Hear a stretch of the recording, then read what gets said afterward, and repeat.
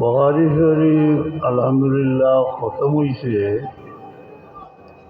বসাইবার সময় বদরি সাহাবায়ে এজামর ইসিম মোবারক উচ্চারণ করা হয়। সারা বদরি সাহাবায়ে কেরাম নাই তসমিয়াতুল মাসুমি আমিন আহলে বদরিন ফিল জামে এক যে ওলি হল রসুলা লইয়া দোয়া করলে যখন আল্লাহ কবুল ফরমায়, কোনো সাহাবির দরজাত কোনো অলি যাইতে পারত না। এই লাইফ পারস্কিতে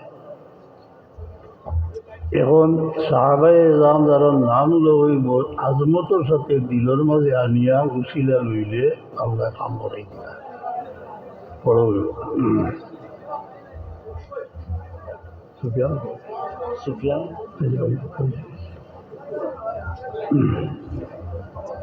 পয়লা একবার সুরে ফাতেহা পড়িলে পর আল্লাহ আমার লোকে হইন যাবে।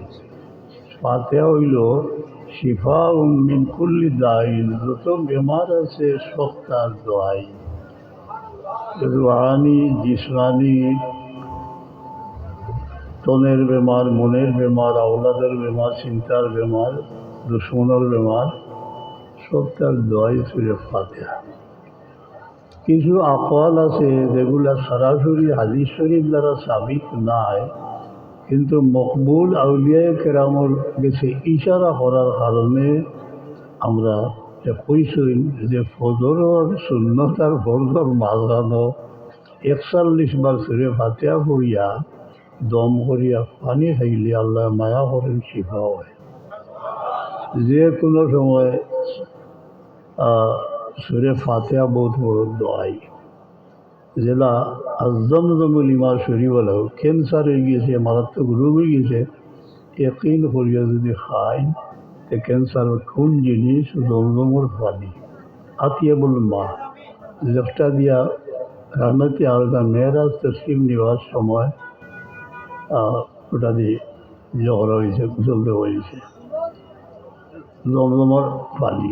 ওভাবে হাব্বাতুস সদায় দোয়াউন্ডে করলে ছোটো জিনিস হইল একদিন যতটুকু হইব খালি দিলে অকল বেমারের দোয়াই।